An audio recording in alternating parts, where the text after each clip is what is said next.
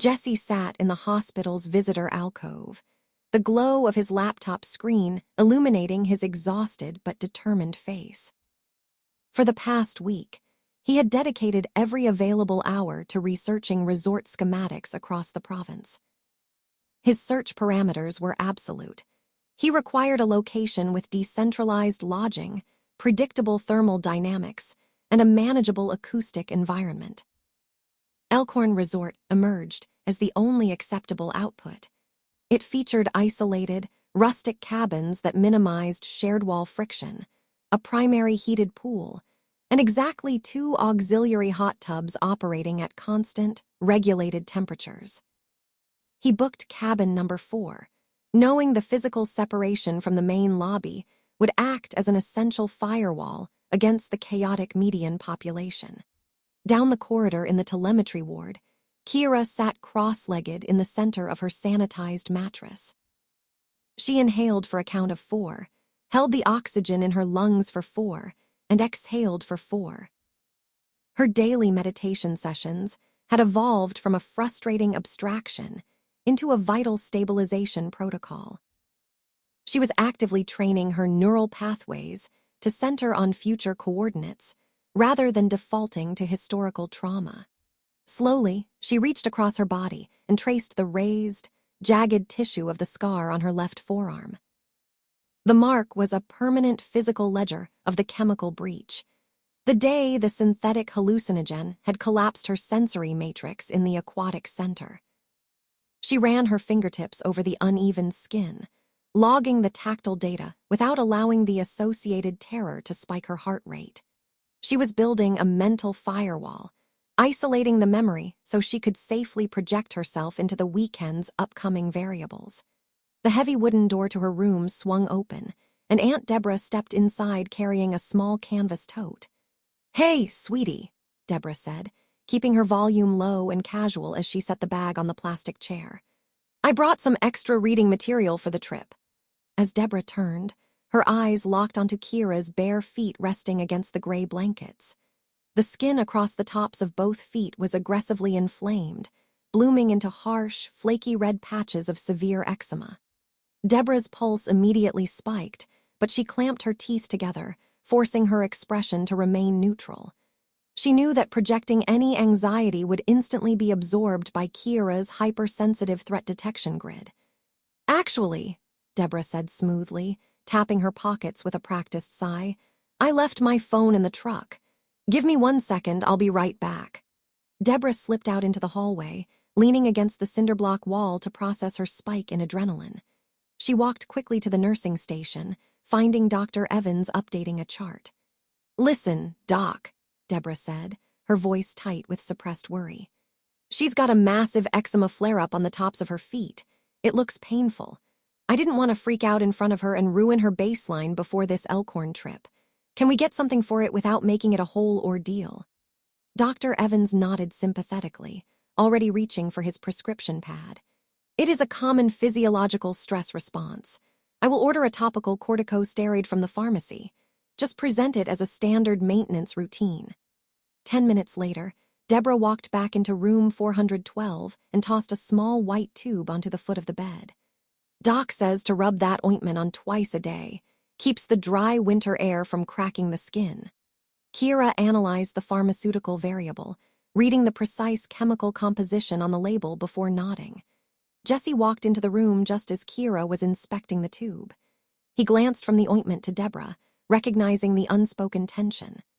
"Thanks for taking care of that, Deborah," Jessie said, his voice carrying the relaxed, fluid cadence of a standard social interaction. "We'll make sure it gets packed with the rest of the medical supplies. It'll be good to have on hand."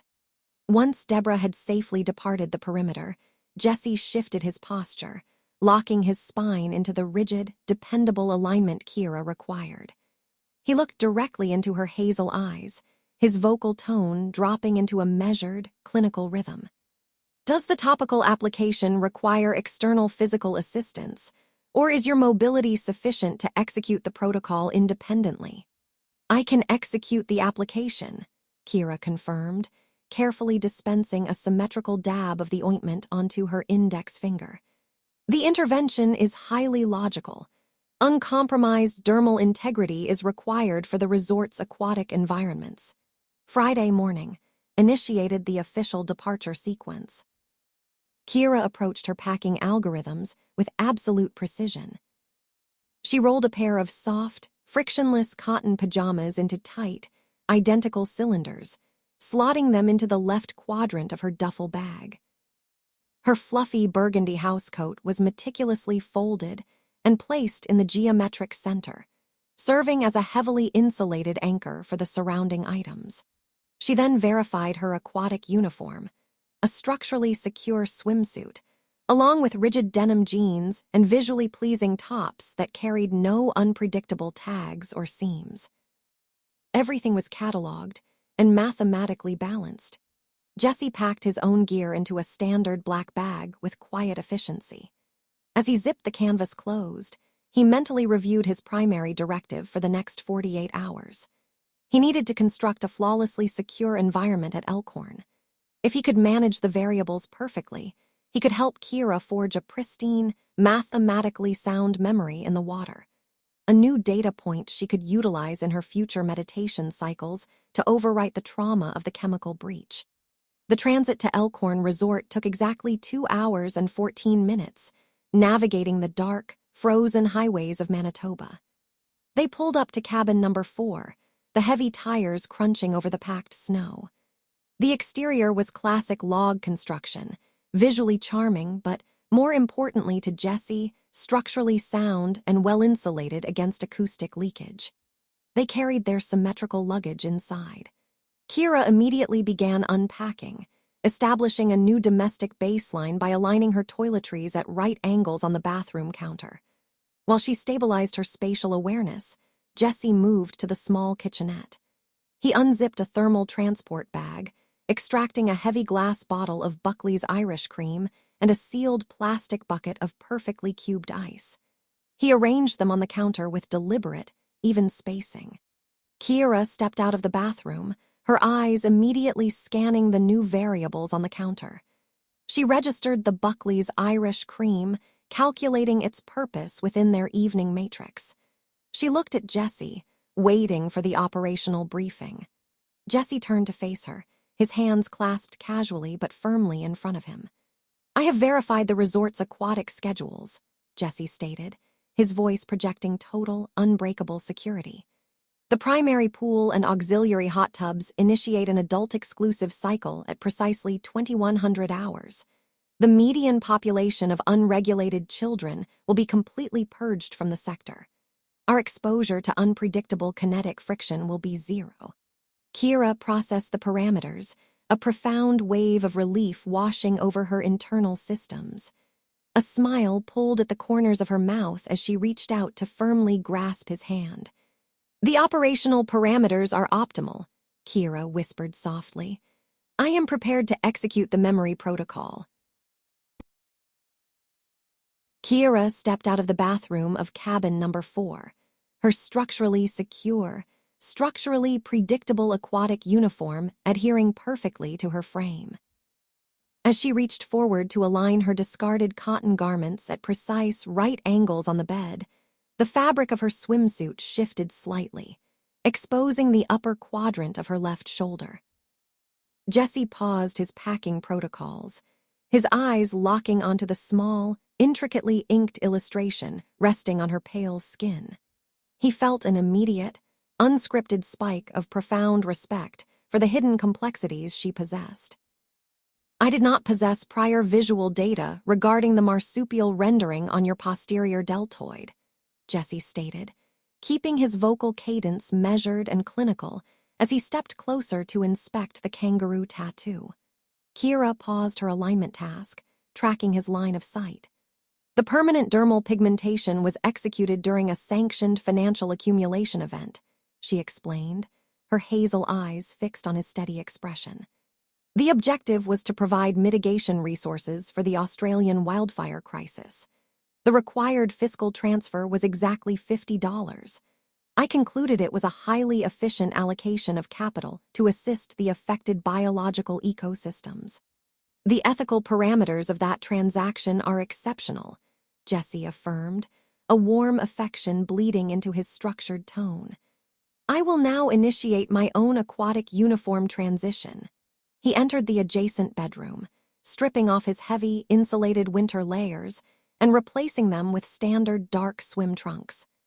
Leaving his shirt draped over the wooden bed frame, Jessie returned to the main living space to present his own visual data. His chest, shoulders, and arms were covered in a complex, overlapping matrix of black ink, featuring geometric patterns and deeply shaded coordinates. Kira approached him cautiously, her gaze tracing the dense visual network with focused intensity. The mechanical oscillation of the penetration equipment was sensory optimal for me, she noted softly, referencing her own single experience. The vibration was regulating, and the pain metric was statistically insignificant. It did not hurt much at all. Certain anatomical zones on my epidermis registered elevated pain variables, Jessie replied, his posture relaxed, but his language remaining strictly calibrated for her comfort. However, the permanent aesthetic output validates the temporary friction. I believe the final variables are exceedingly pretty. I agree with that assessment. The visual vibration is highly pleasing, Kira concluded, giving his tattooed forearm a gentle, fleeting touch. They donned their heavy winter coats over their aquatic gear and entered Jessie's vehicle. The short transit from their isolated cabin to the main Elkhorn Resort complex was frictionless, the dark Manitoba night pressing against the glass. Upon entering the aquatic center, Jessie immediately scanned the perimeter to map the environmental schematics. The facility matched his preliminary research perfectly. To their left stood a vibrant fiberglass slide, adjacent to a large, suspended mechanical bucket engineered to periodically accumulate water mass and execute a rapid, cascading discharge. Across the center of the primary pool, a series of synthetic floating foam islands was bridged by an overhead row of metal monkey bars, creating a challenging kinetic pathway.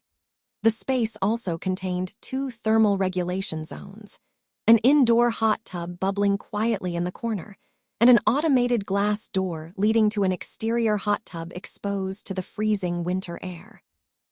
They secured a secluded corner bench to establish their staging area. Kira carefully unlaced her boots and removed her socks. She paused, looking down at the highly inflamed, flaking red patches spreading across the tops of both feet. I must disclose a temporary dermal degradation on my pedal extremities, Kira stated, her brow furrowing in genuine distress as she examined the eczema. It is a physiological byproduct of my recent stress spikes. I classify its localized presence as extremely weird and highly irregular for my baseline. Jessie sat directly beside her, mapping the physical tax on her system without projecting any alarm. Given the extreme structural load your central nervous system was subjected to during the unauthorized chemical breach at the hospital, this physical reaction is a completely logical output, Jessie reassured her, his voice projecting absolute security. Being stressed is an entirely understandable physiological tax. It does not compromise your operational perfection. Kira's rigid posture softened fractionally. She leaned toward him, tilting her chin upward in a silent request for grounding. Jessie met her halfway, executing a sweet, entirely innocent kiss that successfully recalibrated their shared emotional baseline. They submerged themselves in the primary heated pool, the water temperature registering as perfectly optimal. After a brief period of synchronized waiting, Jessie directed his attention to the suspended monkey bars bridging the synthetic islands. I am going to test the structural friction of that kinetic pathway, Jessie stated. He waded over, hoisting himself onto the first unstable foam island. Reaching up, he grasped the first wet metal rung. He swung forward with measured momentum, transferring his weight to the second rung, then the third. On the fourth transfer, his grip failed to achieve adequate friction against the condensation. He plummeted downward, impacting the water with a heavy, localized splash. When Jessie surfaced and wiped the chlorine from his eyes, he saw Kira standing near the edge of the floating matrix. A melodic, unrestrained laugh escaped her lips, and she clapped her hands together in a rapid, rhythmic sequence of pure joy. "Did your physical structure sustain any kinetic damage?" Kira called out, a bright smile elevating her features. "Negative," Jessie confirmed, treading water and smiling back. "All structural systems remain fully operational. I simply miscalculated the moisture friction coefficient. I will initiate a secondary attempt in a later operational window." They continued to navigate the primary pool before migrating to the indoor hot tub. They settled into the heated jets side by side, utilizing the isolated acoustic environment to exchange low-stakes verbal data. They talked comfortably about nothing of consequence, analyzing the volumetric displacement of the bubbles and enjoying the stable equilibrium of their shared proximity. After 20 minutes, Kira pointed toward the glass doors. "I wish to experience the extreme thermal gradient of the exterior hot tub." "Acknowledged. We will execute a transfer to the outdoor perimeter," Jessie agreed. They jogged briefly through the freezing night air, the -15-degree wind biting at their wet skin, before rapidly submerging into the steaming outdoor tub. The extreme contrast provided exceptional sensory stimulation. Kira closed her eyes, leaning her head back against the stone perimeter, her breathing falling into a perfect, mathematically sound rhythm. She was completely at peace. Jessie rotated his shoulders, casually glancing back through the heavy, fog-streaked glass of the aquatic center to monitor the indoor baseline. Instantly, his breath caught in his throat. His internal threat detection grid flashed a catastrophic warning, and he felt as though he were looking at a ghost. Standing by the indoor hot tub, casually holding a white resort towel, was Marco. Jessie's internal algorithms crashed into chaos. The hostile variable was statistically impossible, yet visually confirmed. The man who represented the absolute epicenter of his past betrayal and the rupture of his previous relationship dynamic was standing less than 40 feet away, entirely bypassing Jessie's carefully constructed perimeter. Jessie locked his jaw, ruthlessly suppressing the involuntary shudder that threatened to compromise his physical firewall. "He does not possess my current coordinates," Jessie calculated silently, forcing his heart rate to decelerate through sheer willpower. "The probability of visual recognition through this condensation layer is mathematically negligible." He looked at Kira, who was still resting with her eyes closed, her sensory matrix finally free of trauma and processing loops. Jessie made an instantaneous operational decision. "I will not introduce this catastrophic variable into her environment. The deception protocol must extend to my own silence." Jessie turned his back to the glass, positioning his body as an absolute, unyielding shield between Kira and the ghost of his past, determined to hold the line and protect her tranquility at all costs.